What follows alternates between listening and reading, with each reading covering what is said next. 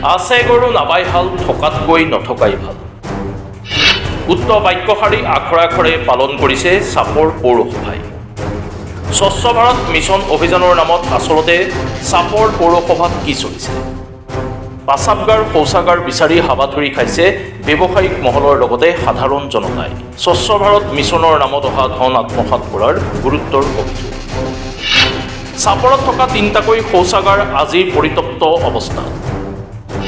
কুম্ভকৰ্ণ নিদ্ৰাত মগ্ন চাপৰ পৌৰসভা। স্বচ্ছতাৰ নামত কেন্দ্ৰীয় চৰকাৰে কোটি কোটি টকাৰ ব্যয় কৰি থকাৰ সময়তে চাপৰৰ বজাৰত থকা 3টাকৈ ৰাজহুৱা শৌচাগাৰ পৰিত্যক্ত হৈ থকাৰ ঘটনাই সমগ্ৰ চাপৰ অঞ্চলত তীব্ৰ প্ৰতিক্ৰিয়াৰ সৃষ্টি কৰিছে।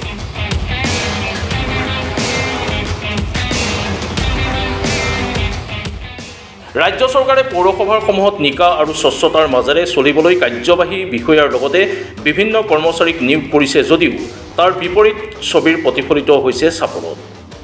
উল্লেখ্য যে স্বচ্ছতাৰ প্ৰতি লক্ষ্য ৰাখি চাপৰৰ চিকিৎসালয়, চাপৰ পৌৰসভাৰ গাঁৱতে লাগি থকা চাপৰ ৰাজচক্ৰৰ বিষয়া কাৰ্যালয় আৰু এটা পেট্ৰল পাম্পৰ লগত 3টাকৈ শৌচাগাৰ নিৰ্মাণ কৰিছিল।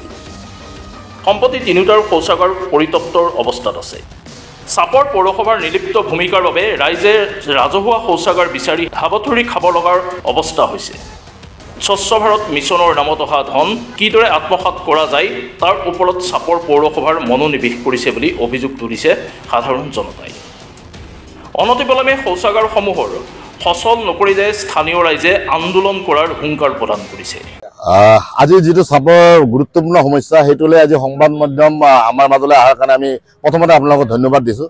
তাৰমানে আপোনালোকে জানে যে ভাৰত চৰকাৰৰ যি স্বচ্ছ অভিযান আঁচনি আছিল সেই আঁচনিৰ জৰিয়তে বিভিন্ন অঞ্চলত বিভিন্ন জাগাত বিভিন্ন ধৰণৰ কাম উন্নয়নমূলক কাম কৰি আছে ৰাইজৰ স্বাৰ্থৰ কাৰণে। ঠিক তেনেদৰে আমাৰ চাপৰ অঞ্চলত যি পৌৰসভাৰ অন্তৰ্গত কেইটামান সিহঁতে ৰাজহুৱা শৌচালয় বনাইছে, যেনেকৈ আপোনাৰ চাপৰ হস্পিটেলৰ সন্মুখত, তেল ডিপুৰ সন্মুখত আৰু SDC অফিচৰ সন্মুখত। এতিয়া দুৰ্ভাগ্যজনক কথা হ'ল কি এইবিলাক বনোৱাই দেখা পাইছোঁ। যিহেতু বনাইছে কেইদিনমান চলিছে তাৰপিছত বন্ধ হৈ গ'ল। আচৰিত কথা যে বিভাগীয় কৰ্তৃপক্ষৰ পৰা আবণ্টন দি 6 লাখ টকা সিহঁতে এটা সৰু এটা ঘৰ বনাইছে আৰু এইটো মেইনটেনেন্স কৰিবৰ কাৰণে সিহঁতৰ নিশ্চয় নীতি নিয়ম আছে, সিহঁতে মেইনটেনেন্স কৰা নাই। দুৰ্ভাগ্যজনক কথা। আৰু সিহঁতে ভাবি আছে যে চাপৰৰ ৰাইজ এই 3 বছৰে সিহঁতে ৰাজত্ব কৰিলে ভাবিলে চাপৰৰ মানে যেনেকৈ কোনা হেৰি ধৰিব কোনা পাতিয়া ধৰিব নোৱাৰে ঠিক তেনেকুৱা ধৰণে আমাক ভাবিছে যে চাপৰৰ ৰাইজ শুই গৈছে। চাপৰৰ ৰাইজ শুই থকা নাই, আপোনালোকৰ কাণ্ড কাৰখানা দেখিছে। গতিকে এতিয়া চাপৰৰ সজাগ হৈছে। গতিকে অনতিপৰে আপোনালোকে এই প্ৰথমতে এই শৌচালয়কেইটা ব্যৱহাৰ কৰাৰ উপযোগিতা কৰি তোলক, নহ'লে আপোনালোকে ইয়াৰ প্ৰশ্ন উত্তৰ দিবৰ কাৰণে ৰেডি থাকক। আৰু অনাগত দিনত আমাৰ এই চাপৰ অঞ্চলৰ পৰা যুৱ সমাজে যি আন্দোলন কাৰ্যসূচী ল'ব তাকো আপোনালোকৰ কাৰণে বিৰাট ভয়াৱহ দিন আহিব। মই কৈছোঁ এই যে স্বচ্ছতাৰ যি ভেকভানা চলি আছে বিভাগীয় কৰ্তৃপক্ষসকলৰ তেখেতক সকলোৱে দিছোঁ। এতিয়াও যদি আপোনালোক কিবা পৰিকল্পনা আছে ভেকভানা কৰিবৰ কাৰণে চাপৰ অঞ্চলত আপোনালোক সাৱধান হওক আৰু সজাগ হওক। ৰাইজ সজাগতা আনিছে, ৰাইজে জাগি উঠিছে। গতিকে আপোনাৰ যদি ইচ্ছা আছে চাপৰ অঞ্চলৰ উন্নতি কৰিবৰ কাৰণে খুব তাড়াতাড়ি এইবিলাক উপকাৰিতা কৰক, যাতে ব্যৱহাৰৰ কাৰণে উপযোগী কৰি তোলা শৌচালয় এইবিলাক। তেতিয়া আপোনালোকে ভাবিম যে আপোনালোকে চাপৰৰ স্বাৰ্থৰ কাৰণে কিবা এটা চিন্তা কৰিছে। অন্যথাই আপোনালোকৰ কিবা যদি পৰিকল্পনা আছে আপোনালোকে আমাৰ উত্তৰ দিবৰ কাৰণে প্ৰস্তুত থাকক। আৰু আমি আপোনালোকক সময়ে সময়ে এই ধৰণৰ অৰাজকতাবিলাক আপোনালোকৰ ৰাইজৰ সন্মুখত আমি দাঙি ধৰিবৰ কাৰণে সদায় সজাগ থাকিম।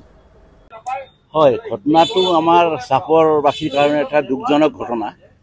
তাৰমানে এটা পাব্লিক টয়লেট শৌচালয়ৰ কাৰণে আজি আপোনালোকৰ ওচৰত মই আহিব লগা হৈছে। মই আপোনালোকক মতামত দিব লগা হৈছে কি প্ৰশাসনৰ আণ্ডাৰত আমি থাকোঁ, কি পৌৰসভাৰ আণ্ডাৰত আমি ইয়াত বসবাস কৰি আছোঁ। ইয়াত আমি যিটো দেখি আছোঁ ক'ব গ'লে খালি লুটমাৰ চলি আছে।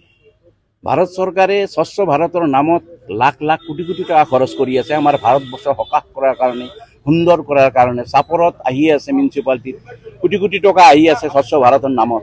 কিন্তু স্বচ্ছ ভাৰত মোৰ পিছপিনে স্বচ্ছ ভাৰত চাওক, চাপৰত এটা প্ৰস্ৰাৱ কৰাৰ কাৰণে বাহিৰা মানুহ যদি কেতিয়াবা থিয় হয় প্ৰস্ৰাৱখানা নাই, এটা প্ৰস্ৰাৱ কৰাৰ শৌচালয় নাই, পায়খানা কৰাটো বাদেই দিয়ক। আৰু আমি লোকেল ব্যৱহাৰ কৰা মানুহবিলাক বজাৰত অহাৰ পিছত এটা পেচাব কৰাৰ ঠাই নাপাওঁ। আছে বনোৱাৰ পিছত এতিয়া ব্যৱহাৰযোগ্য নাই। কিন্তু আমি দেখি আছোঁ ৰং চং কৰি বঢ়িয়াকৈ আছে, অকল ঠিকা চলি আছে, অকল পইচা লুটমাৰ কেনেকৈ কৰাৰ কাৰণে এনে চলি আছে। আমি ব্যৱহাৰযোগ্য কোনো বস্তুৱে পোৱা নাই। পাব্লিক টয়লেটৰ নামত বহুত লুটমাৰ চলি আছে। চাপৰত যেইকেইটা পাব্লিক টয়লেটৰ নামত কাম হৈছে সকলোবিলাক টয়লেট পৰিত্যক্ত অৱস্থাত পৰি আছে। বৰ দুখৰ বিষয়।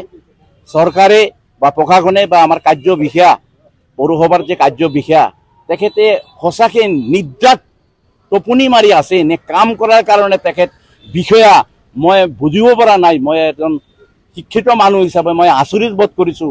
এই বিষয়াক এপইণ্টমেণ্ট দিয়াৰ অৰ্থটো কি অসম চৰকাৰৰ? এটা পৌৰসভাৰ নতুনকৈ বিষয়াক একাউণ্টেণ্ট যেই ইহঁতক এপইণ্টমেণ্ট দিয়াৰ অৰ্থটো কি? সেই পৌৰসভাটো স্বচ্ছ নিকা বঢ়িয়াকৈ সজাৰ কাৰণে। কিন্তু আমি শিক্ষিত মানুহবিলাক আচৰিত বোধ কৰিছোঁ যে এইবিলাক এপইণ্টমেণ্ট দিয়া মানে চৰকাৰৰ পইচা খৰচ কৰাৰ এটা ফন্দি চলি আছে। বৰ পৰিতাপৰ বিষয়, দুখৰ বিষয়। কিমান চিঞৰি বাখৰ কৰিম আমি পাব্লিক হৈ?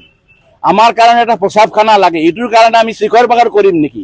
লজ্জাজনক এটা ঠাইত আমি বাস কৰি থাকোঁ যে পেচাব কৰাৰ কাৰণে আপোনালোকৰ ওচৰত মোক বাইক দিব লগা হৈছে। ধিক্কাৰ জনাম এনেকুৱা প্ৰশাসনক।